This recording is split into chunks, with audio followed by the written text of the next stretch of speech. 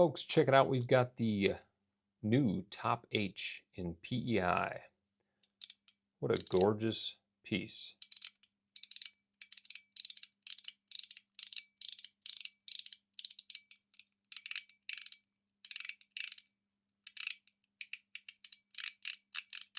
But not only that, we've got every available plate for the TOPH, and we're going to test them all out right now. What about the D12? Well, looking at it, looks pretty darn similar. Let's figure out what's different here. Now, taking apart the TOPH, I have seen some people having a bit of a time with it. But all we need to do, you can see that at the end of these tracks, there are two open spaces. Get it to where those balls end up in those two spaces. Take the tool that they provide you. The piece moves ever so slightly when you press those balls in and kind of pull back that way. Okay? And now you'll be able to lift this up, set that off to the side. Now, on the plate that it comes standard with, you can see that it is blank on the ends. On the D12, for instance, you can see that it is marked with D12. Okay? So it does make it a little easier to keep them in order. So without changing any balls or springs, let's set the D12 on here. You just lay it like kind of teeter-totter-esque. When you look at the plate, you can see that there's one side that opens up ever so slightly. All right, and you want to match that up with the angle of this. Set it down and then press it over. Now you're locked in. So let's give that one a listen.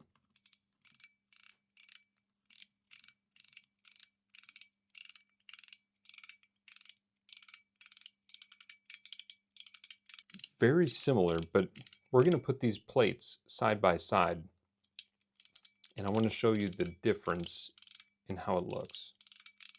So D12 versus the standard plate. Now you can see it is a bit different.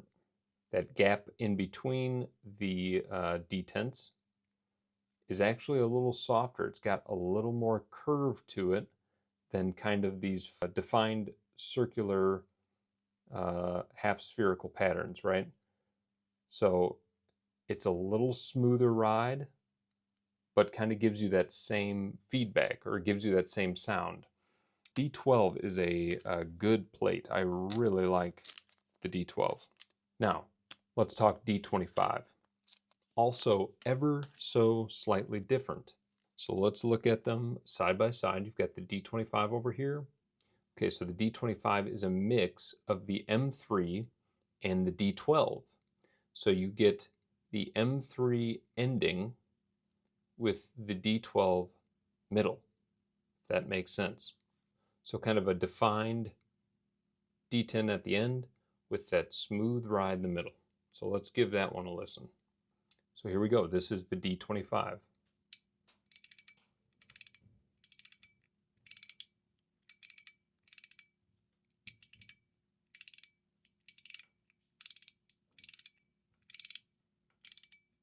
So I can feel that extra click right at the end, ever so slightly. So with stock springs and balls, it's pretty light in the difference. But it is there. Now, if I change that out for a higher tension spring, or maybe a larger ball, maybe a different material ball, that could definitely be even more defined.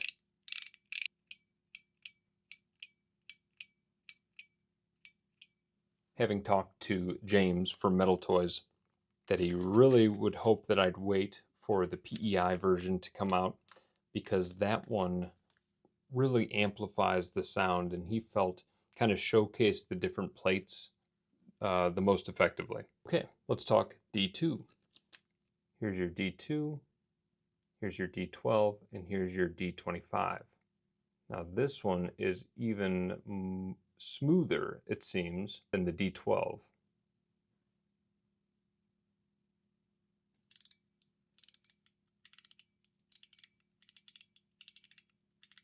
it is like an extra smooth feel. Now, too smooth, I might say. Doesn't necessarily add much in terms of haptics. Now, it sounds great, but I think what this plate would do well with would be larger diameter beads. I have been dreading this review a little bit, not because of the product by any means. In fact, I've already gone through many of these and tried them out and written down my thoughts, so I had that organized, but it was the idea of keeping all this organized. Organized tinkering is one of my biggest downfalls. Slide. Ooh. Listen to that.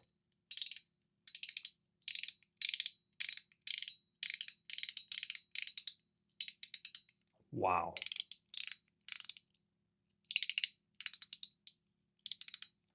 That has such a deep pop to it, along with the ping.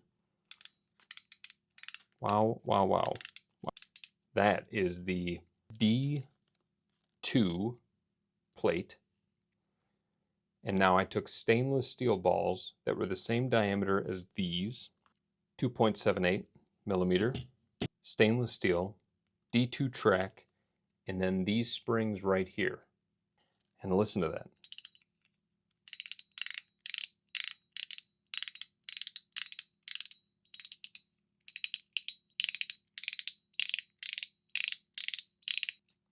That is a sexy pop.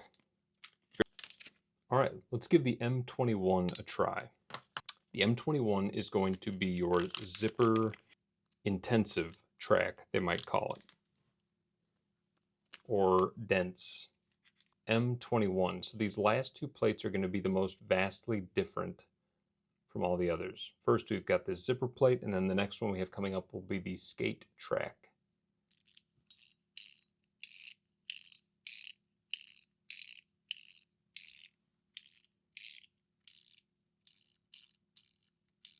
So it's interesting, that little inset at the end of the track, it kind of gives it this initial pop and then the zipper sound.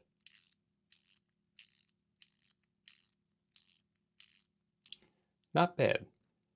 Now, the more intensive the track, you know, the greater the springs are going to need to be for you to feel that haptic sensation, because the detents are so small. Second to last, I forgot that I actually installed a plate on my titanium TOPH. Listen to this.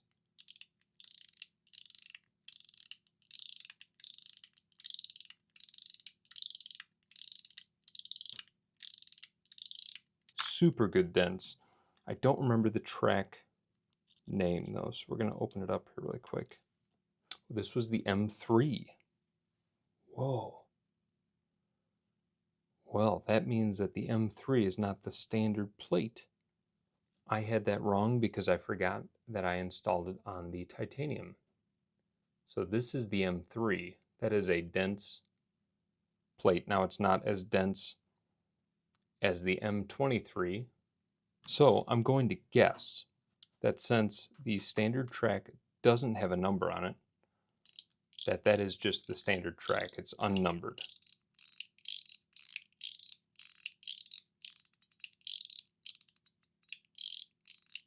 But the M3 sounds great. Aha. That's why I thought I put my standard plate from the titanium in the M3 bag, because I put the M3 into the titanium. Jeez Louise. Sherlock over here. My God. So the last one we're going to try is the D23. So like I said, the skate track, you've got the one D10 at the end, long skate, another D10. Now this might need even stronger springs still to really make this thing sing, but let's see what it sounds like as is.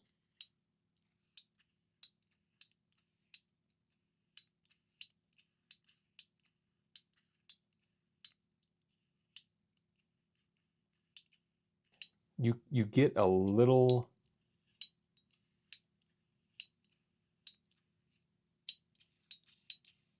soft sound of the ball riding down that track, and then that little pop.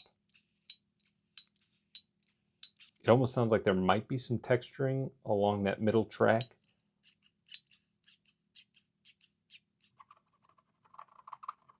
Scratching that, something a little textured. That sounds really good. Incredible that they're able to do this. I love that they were able to release so many new tracks so quickly. Really loved the D2. I'm going to put that back on and ride with those deep, gorgeous, crisp pops. Folks, look at the absolute killer lineup of options.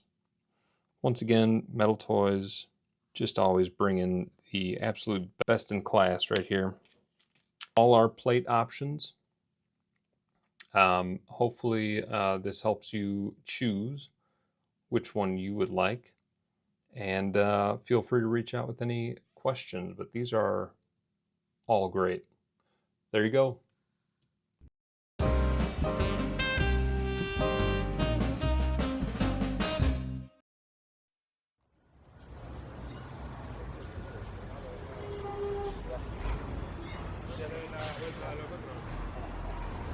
Folks, it's time for Unfocused.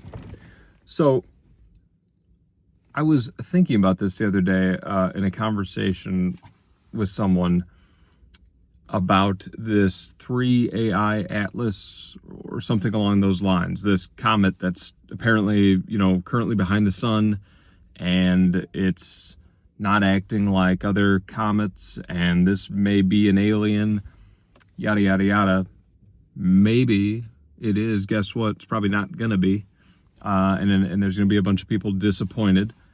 But I was kind of wondering, like, what is that urge for this kind of incredible happening?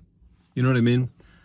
That's kind of been there for, I guess a long time, like alien invasion stories. And I kind of wonder if maybe it was born out of like the disaster film era, the Day After Tomorrows, Deep Impacts, Armageddons, all that kind of stuff, that our generation, or my generation, there's kind of this urge for something fantastic to happen. And is that born out of kind of the general malaise of adulthood, or, dealing with society as it stands right now, that it almost feels like you're hungry for something big to happen so that it puts an end to the current way of life. And I don't mean like an extinction moment. I mean like, whoa, what if an EMP took out all electronics? That excites people because you'd be released of financial burdens, and you'd suddenly your life would be suddenly completely brand new and different. And it's like, is that what we really want? Or are we just looking for something to kind of end the pain in the ass that current society and our economy is, and all that kind of stuff? I don't know. Seed of a thought there, but I think about that a lot. Like, why do I get so excited by these potential earth altering events? So just something to think about.